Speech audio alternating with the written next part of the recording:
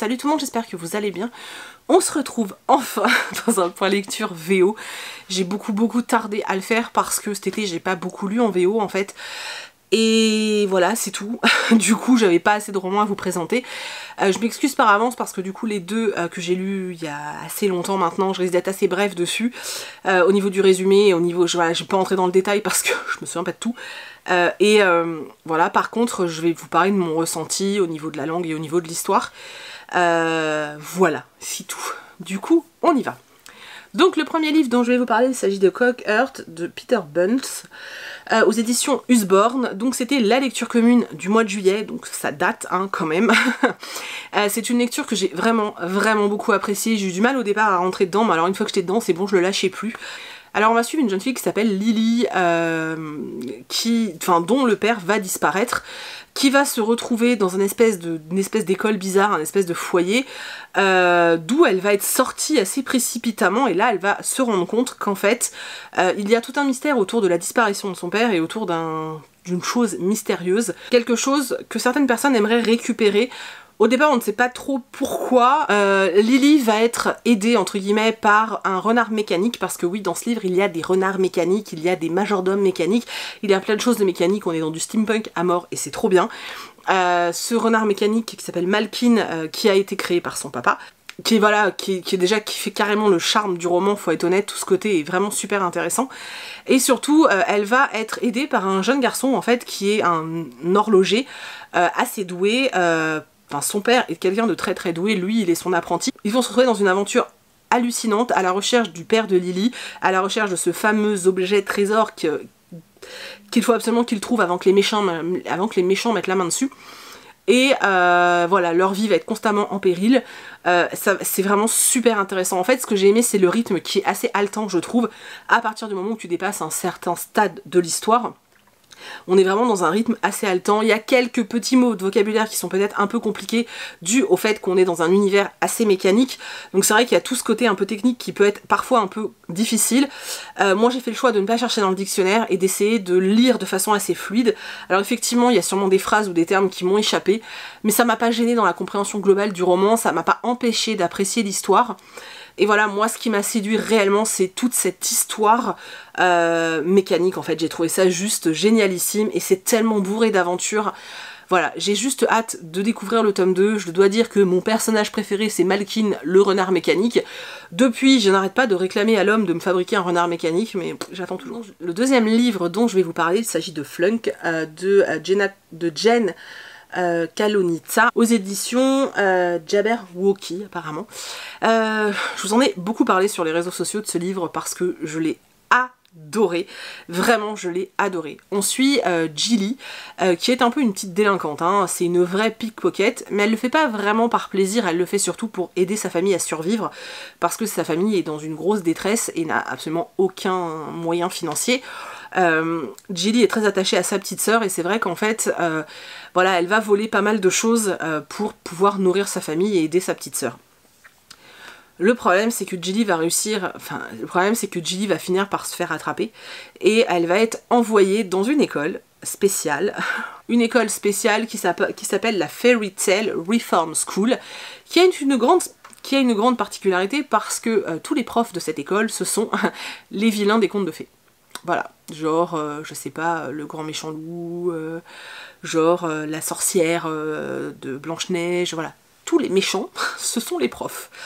Donc elle va devoir intégrer cette école. Franchement elle est vraiment pas contente, mais alors vraiment pas contente, ça se passe pas forcément très bien au départ, et puis finalement au fur et à mesure elle va se faire des amis, et surtout elle va se rendre compte qu'il se passe quelque chose de très bizarre dans cette école, et elle va vouloir essayer de résoudre ce mystère, et aider en fait ceux qui doivent être aidés. Voilà, j'essaye de pas spoiler. J'ai adoré, voilà, j'ai adoré parce que j'ai adoré l'univers des contes, j'ai adoré le fait qu'il y ait le miroir, parce que le miroir c'est un méchant personnage, j'ai adoré qu'il y ait tous ces méchants qui soient là, et qui soient pas réellement méchants tout le temps, tu vois, et c'était super sympa, vraiment, j'ai trouvé ça génial. Et pour tout vous dire, en fait, dès que j'ai terminé ce tome, j'ai acheté le tome 2, parce que je le voulais tout de suite, il fallait que je le lise, je l'ai toujours pas lu, voilà. Mais sincèrement, c'était génial, ça se lit très vite, parce qu'en fait c'est un format tout carré, et alors... voilà, vous avez en fait, c'est assez aéré. Ça c'est des échanges de lettres. Donc ça se lit plutôt vite. Celui-là fait 260 pages. Moi, j'y ai pas vu de difficulté particulière au niveau de la langue. Les tournures de phrases sont assez basiques et assez classiques, donc facile à comprendre. Le niveau vocabulaire, oui, il y a toujours des termes qu'on ne connaît pas. En même temps, j'ai un vocabulaire de merde, donc forcément, ça n'aide pas. Mais j'ai passé un super moment. Voilà, la couverture est juste sublime. Et l'histoire, conte de fées et tout, enfin voilà, on est dans un univers magique. Mais c'est surtout le fait qu'on mette en avant les méchants des contes de fées que j'ai trouvé juste génial. Je vais ensuite vous parler de Teacup House, donc The Twitches Bake a Cake, donc de Ellie Scott, illustré par Pippa Kernick.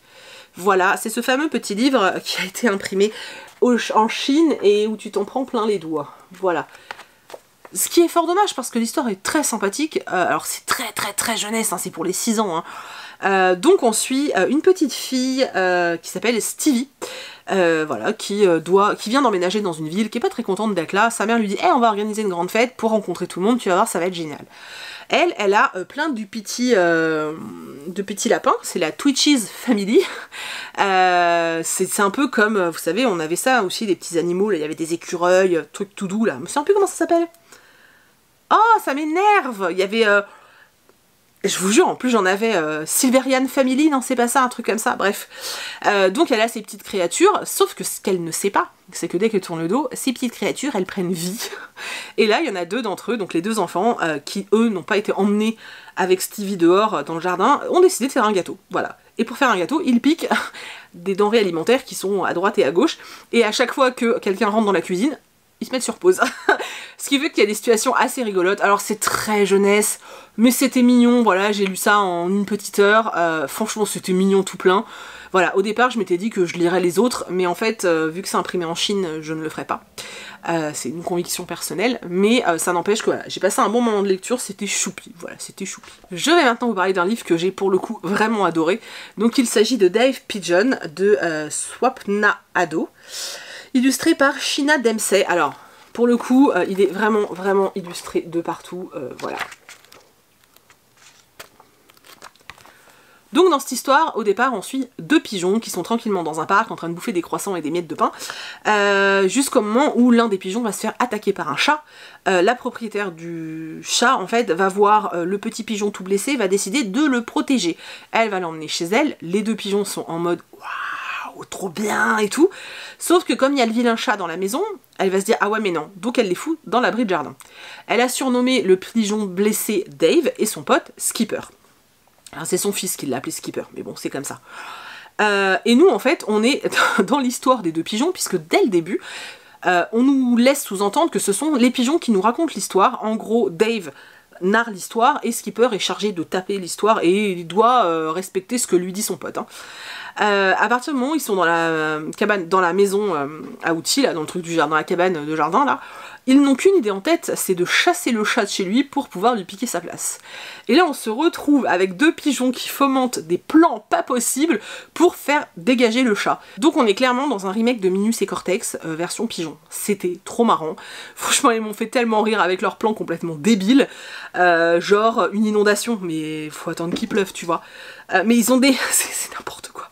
Et il y a d'autres aventures hein, de ce petit duo. Donc autant vous dire que dès que j'aurai fait un petit peu baisser ma pile à lire VO, je me procurerai les autres aventures. Parce que franchement, c'était hilarant. Enfin moi j'ai trop rigolé, c'était trop drôle. Ça se lit super vite. C'est sûr que enfant que j'aurais adoré. Adulte, j'aime toujours autant. Peut-être qu'en français ça passerait moins, mais là c'est de l'anglais, donc forcément ça... Il y a un petit level supérieur pour moi, puisqu'il y a tout ce côté, il faut que j'arrive à comprendre. Niveau vocabulaire, ça se lit plutôt bien. Je crois qu'il y a eu 2 ou 3 termes que je connaissais pas, mais ça se lit plutôt bien et c'est vraiment super cool. Et alors moi, j'adore ce genre de livre. Tout comme je vous avais parlé de le Ninja Cat, que j'avais surkiffé. Là, c'est un peu la même chose, quoi. C'est vraiment des petites histoires, mais juste... Pour moi, c'est des petites pépites, quoi. Et du coup, le dernier roman dont je vais vous parler, il s'agit de Rose Ravensthorpe Investigate. Donc c'est le tome 1, Black Cat and Butlers. C'était donc la lecture commune du mois de septembre. C'était trop bien. Voilà, c'était trop bien. Donc on suit Rose Ravensthorpe, qui est une petite fille de la haute société, hein. Ses parents ont de l'argent, son père est un peu... est vraiment une figure très importante, hein, de la société. On dit qu'il combat l'opium, il combat tous ces trucs-là, c'est un homme bien. Et en fait, dans leur ville, il y a un petit souci, c'est qu'il y a une série de meurtres, et en fait, tous ceux qui se font tuer, ce sont des majordomes. Et du coup, au départ, Rose a très peur parce qu'elle tient énormément à son majordome. Alors, c'est pas du tout politiquement correct, mais elle tient beaucoup à lui parce qu'il a aussi eu un petit peu le rôle de sa nounou, en fait. Et elle l'aime profondément.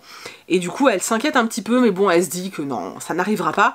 Malheureusement, le jour de son anniversaire, au moment où il va ouvrir la porte à un individu, il va se faire tuer. Et à partir de là, Rose va décider, en fait, de mener une véritable enquête pour trouver qui a tué son majordome. Donc voilà, elle va mener une vraie enquête pour savoir qui a tué son majordome. Il va y avoir plein de rebondissements. Elle va découvrir une espèce de société secrète de majordome, ce que j'ai trouvé juste génial. Alors je dis bien société secrète avec des grosses guillemets, parce qu'en fait elle va surtout découvrir qu'il y a une école qui forme les majordomes, et là elle va rencontrer toute une team qui va l'aider en fait à enquêter. C'était vraiment vachement sympa. J'ai trouvé qu'elle était peut-être un peu trop libre, cette gamine, c'est une fille, elle est petite, voilà. Après voilà, ça reste de la littérature jeunesse. C'était vraiment chouette, moi j'adore les enquêtes, donc voilà, j'ai trouvé que ça se lisait vraiment très facilement. Ça m'a vachement surprise parce que c'est vrai que j'avais un peu peur et en fait je l'ai lu en 2 jours et je trouve vraiment que ça se lit très bien. J'ai vraiment hâte de lire le tome 2 que je vous ai montré, que j'ai mis dans une pile à lire en plus. Voilà, j'ai vraiment hâte de découvrir d'autres aventures de cette gamine parce que c'était vraiment chouette. Donc elle est aidée par son amie Emily qui est un peu une gamine gothique, donc c'était assez rigolo, ça ajoutait un petit peu de peps à l'histoire. Voilà, c'était vraiment cool. Il y a une histoire de chat, de mystère et de peut-être de malédiction que je vous laisse découvrir parce que je ne voudrais pas trop vous en dire. En tout cas, c'était vraiment une chouette lecture. Je suis très contente qu'on l'ait choisi pour la lecture commune.